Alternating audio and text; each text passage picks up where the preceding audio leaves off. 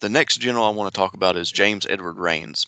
He's really the first general that I started to have a big focus in that was not part of that high command of, Robert E. Lee, Jackson, Stewart, Longstreet, Meade, Grant, Hooker, Burnside. You learn about them, and then you start learning about the lower ranking soldiers, but also lower ranking commanders. And Rains hit home to me because he was the commander not too far away from my house here at Cumberland Gap.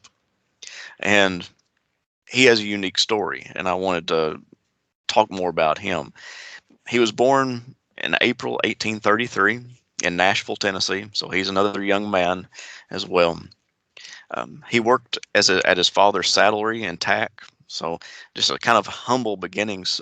But he was actually given $400 to go to attend Yale Law School, and Huh. he would graduate in 1854, second in his class. He was an excellent student.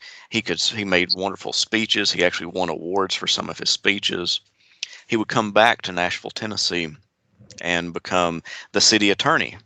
And this is at a young age. I mean, he's about 26, 27 when he becomes the city attorney for Nashville, Tennessee. He also is. He also helps run a newspaper, and he's very active politically. One re- because we don't know a whole lot about him, or at least about his younger life, is where he actually met his wife may have been involved in politics, because he was heavily involved in the Whig party and also the opposition party. The Whig party had one of the gentlemen from the Whig party is John Bell. Most people recognize the name John Bell because he ran against Abraham Lincoln in the 1860 election. John Bell was James Edward Raines's step son-in-law. Oh, James Edward Raines was his stepson-in-law. So, Okay. yeah, there we go. Um, Raines, John Bell married a woman who already had a daughter, and Raines married that daughter. So Okay. her name is Ida Yeatman. So he's connected politically throughout all this. Raines marries her. They have a child shortly before the war begins. But as Tennessee is debating secession, of course, they are having a big conflict within the state. Should they leave or should they stay with the Union? Raines will go to the Tennessee State Secession Convention and deliver a 34-page speech against secession, saying that the worst thing we can do is to leave the Union. One example he gives is that if we leave the Union, that's going to make slavery susceptible to be attacked. It's protected in the Constitution. Let's stay in that government. That's He is a slave owner. He owns, uh, I've forgotten now, but he owns somewhere around between 4 and 8 slaves at different times. Um, I think he actually takes two with him during the war, but I haven't been able to confirm that. Anyway, he leaves, or he joins once the Civil War breaks out, Tennessee leaves the Union. He doesn't like secession, but he joins that. He joins the side of the Confederacy anyway because he's going to defend his state. He doesn't want to have to fight anybody on his from the state of Tennessee or his family, so he joins the Confederacy. Uh, his unit is the 11th Tennessee. He's a very prominent man in Nashville, Tennessee, so he's elected commander of the 11th Tennessee, and he is transferred towards East Tennessee, towards Knoxville, and he'll stay there and he'll be a commander underneath Felix Zollicoffer, and he actually worked under Felix Zollicoffer in the newspaper, so there's actually a connection there. Zollicoffer had a little bit of military experience. He had fought in the Seminole Wars, but nothing outlandish. Raines had no military background, so you've got some people in East Tennessee, these commanders, who do not have a very great military background. We have some that do, but these two particularly don't. Nevertheless, Raines takes to the military really well. He will write to his wife and tell her to send him the works of Napoleon, all these military theorists that he wants to read more and become more adept to military life, because when he wants to do something, he wants to throw his entire self into this. He will be sent from Knoxville up to Cumberland Gap, and about 13 miles north of Cumberland Gap is the Narrows. It's another gap in the Pine Mountain Range, and they fortify that. And this is where we know the most about his life because we have a few letters. There's about, I want to say, there's over 10, but less than 20 letters that's in the Tennessee State Library and Archives. All the letters have to do with him joining the army up to the time he leaves the Cumberland Gap in the summer of 1862. So that's really the bulk of his letters, and so we know the most about him during this time. And I get a kick out of reading just some of the basic life that he lives in near Pineville, Kentucky, at the Narrows. Pineville, Kentucky's not there; it's not a town yet, but it's called Cumberland Fords because you ford the Cumberland River there. And he takes a bath in the Cumberland River. I got a kick out of him I mean, because I'd crossed the Cumberland River so many times at that very location that he would have been stationed at. So I got a kick out of that. And he's part of this first invasion of Kentucky from Cumberland Gap, which is led by Felix Zollicoffer. They first destroy a Union recruitment camp called Camp Andrew Johnson in Barberville, Kentucky, and then they move north. There's reports that there are Federals near near the town of London, Kentucky, at a place called Camp Wildcat on Wildcat Mountain. That's the first time he actually gets a taste of battle, is at the Battle of Camp Wildcat. The Confederacy loses that battle, but Rains gets a lot of experience at the Battle of Camp Wildcat. He's seen leading his men to battle front and center. He was supposed to have rode a big black horse into battle. Again, we just got done talking about Seal. Rains didn't get killed in that battle, even though he's riding a horse. Although I might wager that he might not be on a horse too much because of being on that steep slope. He might have had to dismount. We don't, like I said, we don't know that much because his letters are not many of his letters have survived. But gets a lot of his experience there, and then he is sent. Then, when the Confederacy is defeated at the Battle of Camp Wildcat, they retreat back to the Cumberland Gap, and Zollicoffer leaves Rains in command of the Cumberland Gap, and so Rains is commander from about November 1861 up until about May 1862 of the Cumberland Gap. While he's there, he defends the Cumberland Gap twice against attack. One was just basically a reconnaissance mission in February of 1862, and then in March of 62, he actually defends the Cumberland Gap against not a major assault. Again, it's just a large reconnaissance mission, but a very brisk fight breaks out, and Rains is seen riding up and down the lines, encouraging his men on. I mean, he's getting into the thick of the fight. In May, Carter Littlepage Stevenson takes over command of the Cumberland Gap forces, but they are hoodooed, they're bamboozled, they get tricked, and they head south, evacuating the Cumberland Gap. That allows the Union to take over the gap without even firing a shot. And when they get down to Morristown, Tennessee, which is about 40 miles south of the Cumberland Gap, they stop on the Clinch Mountain. And this is the point in there's a soldier with him in his brigade, because now he's a brigade commander, and he writes a little description of Rains, and I love it. He says he's almost effeminate in the way he walks, so that he's he's not, you're not scared to walk up to him. He's very approachable. But he says when he gets into battle, because he's seen him at the Battle of Camp Wildcat, when he gets into battle, he is the incarnation of destruction. I love that description. I mean, the incarnation of destruction. Just beautiful words. Anyway, when the Kentucky campaign begins, Kirby Smith is Rains' overall commander. He's leading the Army of East Tennessee, which Rains is underneath. And Rains' men and two other brigades are left at the Cumberland Gap to lay siege to it, while Kirby Smith makes his way on up into Kentucky, up to Richmond, Kentucky, that is. And Rains will help with the recapturing the Cumberland Gap. He marches into Kentucky. He gets there too late to fight at the Battle of Richmond. He's not involved at the Battle of Perryville. They march back through the Cumberland Gap, and his time he goes with them. He does not stay at the Gap. He marches down to Chattanooga and then marches up to with the rest of the army towards Murfreesboro to get ready for the Battle of Stones River. Now, I'll just kind of throw in a little personal note for Rains. Um, while Rains is at the Cumberland Gap, he gets a letter from his wife, and you have to remember, she's in Nashville, and Nashville has been captured by Union forces and has been so for a while.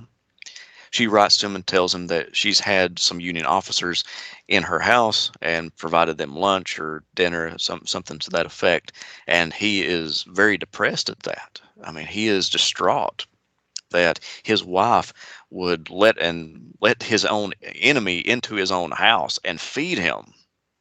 And this hurts him really badly. I mean, it's a, and even you can get through from some of the descriptions that he might be even suspecting that she's cheating on him.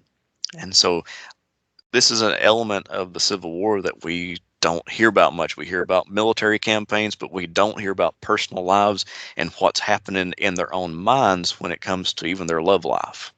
And I think that's an interesting point in Raines's life. I can see where she's coming from because Nashville, Tennessee is an occupied town. If you don't be nice to the occupational forces, they might take liberties with your property. It could be damaged and they could steal. So you can see it from both perspectives, but it very much pains Rains when he's at Cumberland Gap that his wife has done that. One of the better sources that we have of the cave here we have at Cumberland Gap, which is called Gap Cave, is that Rains writes an extensive letter describing his adventures in the cave. He only goes in once, and his name is written in the cave. Now, his name, that is, he did not write his name. One reason we know that is because it's spelled wrong. His last name is Rains. The person who wrote it up there puts an E in it, Raines. So we know he didn't write it, but probably one of his men wrote it in there for him. But him and General Kirby Smith have both been in that cave, which is pretty neat that two generals actually went inside of a cave at Cumberland Gap. Who knew? Anyway, we move to Stones River. Raines's men are on the far left flank of the Confederate Army. Behind them is Cleburne's division. He's in McCown's division. And as we discussed last time when we talked about the Battle of Stones River, McCown's division is supposed to swing to the right and push the Union Army up towards the Nashville Pike and trap them against Stones River. That goes awry. McCown's men, instead of going to the right, they keep pushing left, opening up a huge gap in the Confederate line, which Cleburne has to fill. That makes the punching power of the Confederate assault more weak at that point. But they're still able to make some headway because they're able to outflank a bunch of these Union forces.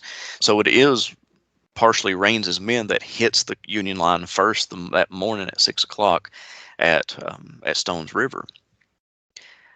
He's actually responsible. I mean, when we look at brigade commanders and we look at division commanders, we grade them on how well they can maneuver their forces and keep their units together. And one of the standouts of these battles, one of them is Seal. The other one is Cleburne. He keeps his brigades together immaculately, and so he's able to use the overwhelming numbers and his ability to coordinate attack to knock down these Union defenses. Raines pretty good at that as well. We see that some people give a lot of credit to General McCown. I think he lost track of his brigades because we see that, especially by mid-morning, his brigades are fairly spread out, and he doesn't have complete control over them. So Raines is almost on his own at this point. After he makes that swing and he finally does turn, Raines is basically in the rear of where the slaughter pen takes place. and he's going up against United States regulars. I mean, the United States troops. I mean, this like these are some very well-trained men, and he's able to outflank them using his own 11th Tennessee. He has the 11th Tennessee, the 29th North Carolina, and the 3rd and 5th Georgia Infantry Battalions. So he's got 4 units. He outflanks them with the 11th Tennessee and sends them scampering across what's called Hell's Half Acre back to the Nashville Pike. He keeps pushing his men, but somewhere in amongst him attacking those United States regulars, he loses those 2 Georgia units.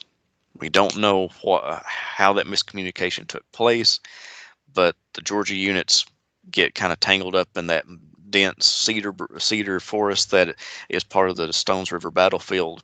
And when Rains comes out of the cedars and there's an open cotton field from there all the way to the Nashville Pike, he's only got 2 units with him.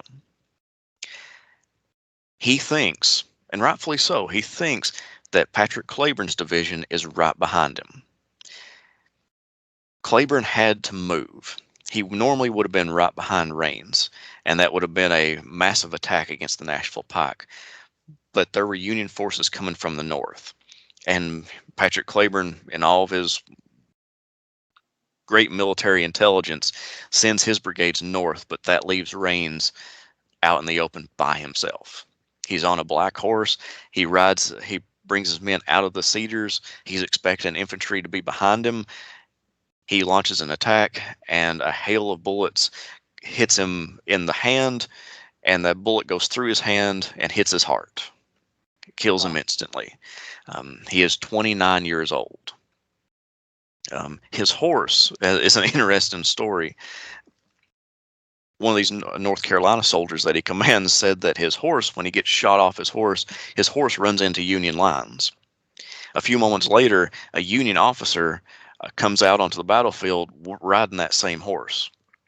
He gets shot off the horse, and the horse runs back into Confederate lines. So it may be the only horse known that had 2 officers shot off of it in the same battle from different sides. So neat little tidbit there.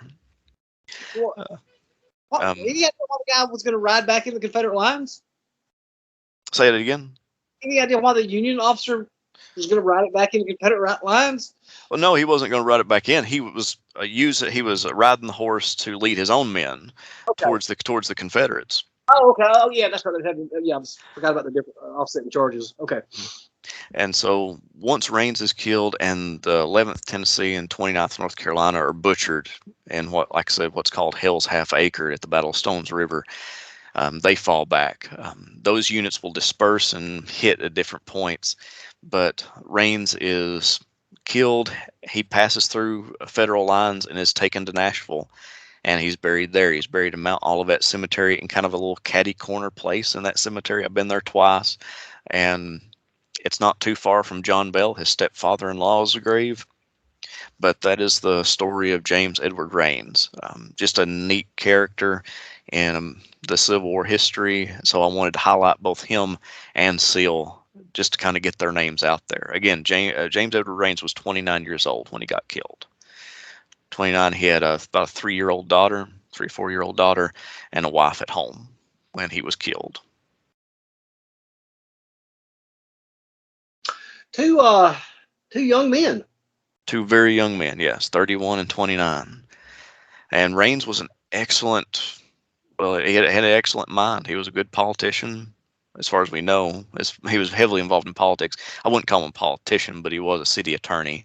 And who knows what either one of them men could have done. Rains was one of the tops in his class at Yale, and Seal was one of the top students in his class at West Point. And that's one thing that grieves me about the Civil War is when we hear about all these young men that passed away. Think about what they could have accomplished if that war hadn't taken place. Who knows where we would have been technological wise? Could we have had cell phones in 1914? I'm not going that far, but you know what I mean. The cream of the crop was wiped out there for generations. Mm-hmm. Yeah, that's a horrible, and that's something great to bring up, is when these units go into battle, a company is made up of, a town, the young men of one town, white men between the ages of 16 and 25. And sometimes these entire companies are nearly wiped out. If you're not killed, you're maimed, and these towns lose their young white male population within 4 years.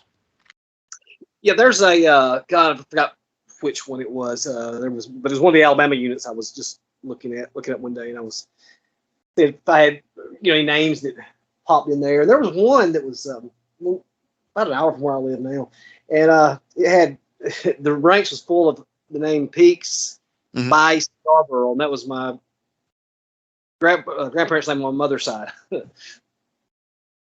So all my family right there, all possibly was in that same unit together. I mean, plus years ago. Yeah, and there's a gentleman I work with. Him, at certain points in the battle, I think he was able to deduce that he had ancestors on the Union and ancestors on the Confederate side, and at least at one battle, they were across from one another during a battle, firing at one another. Not knowing that 100 years later that their great great grandchildren would marry and have someone have a kid that actually studied that. So Yeah, what if they find out earlier if it still worked out the way people still fight about it today? I know it may do it. So it's that's one reason we love the Civil War and we can't get enough of it. Yeah, like it's just still so close. Um, any questions about Rains, Seal, or the Battle of Stones River? Um, like I said, the animated battle maps are coming out. The one came out this week, and the next two come out in the next 2 weeks, and it's going to depict the entire first day of Stones River. So we've got the first dawn attack, we've got the slaughter pen, and we got the round forest. The round forest and the slaughter pen are two iconic names in Civil War history. It's like the Peach Orchard, Devil's Den, Little Round Top. The round forest and the slaughter pen are heavily featured, and it adds a lot of perspective on what these men actually did when you watch the battle maps. And Tell me a you little bit say, about that. I don't think I'm familiar. Or would you say, round forest? Round forest? Is that what you said? yeah, the round forest. It was a round forest that it's where right along the Nashville Pike, and it's where the Union held out, one of their last held efforts at the Battle of Stones River, that allows them to stabilize their line and survive until the next day, or 2 days later, when they launch their own attack and are able to push the Confederates back. But it was in the round forest that the Union were able to hold on. And it was a bloody fight as well. I'll be sure to. Yeah, cause I've been watch those other videos and read about that battle. It's not a very ferocious engagement. I will get this phrasing wrong, but it is the highest percentage of casualties in proportion to the armies that were involved. More men died in the armies in proportion to their army size, percentage wise, in the proportion of their army size than in any other battle.